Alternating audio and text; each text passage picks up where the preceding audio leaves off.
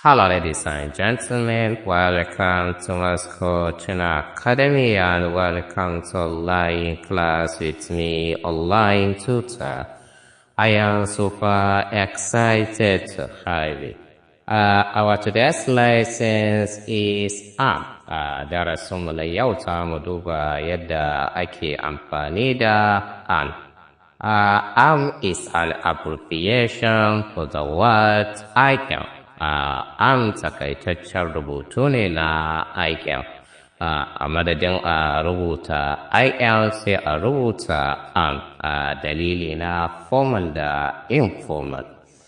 Arm ko icon na nufin ni, wato kamar a Hausa za a ce ni sai a ce arm ko IM a Turanci. Ana amfani da ita tare da wata kalma ko kalmomi domin bayyana wani abu game da kanka, halin da kake ciki ko kuma wani abu da kake yi. Example, I'm tired. I'm tired. Na gaji. I'm hungry. I'm hungry.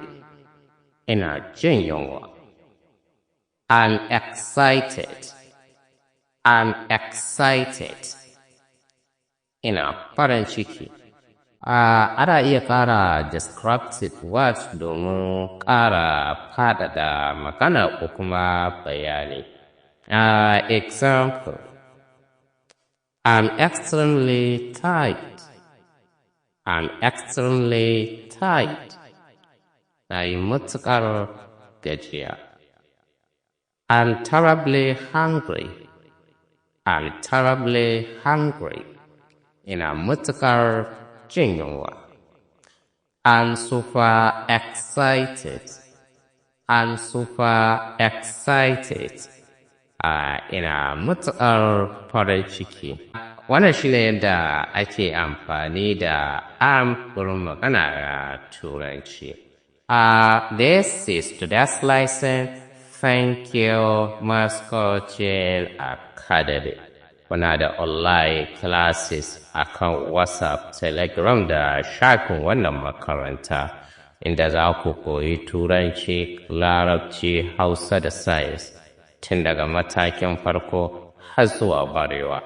Don neman ƙarin bayani a kira wannan number. Follow or subscribe, like, and share more. Thank you, Moscow Academy.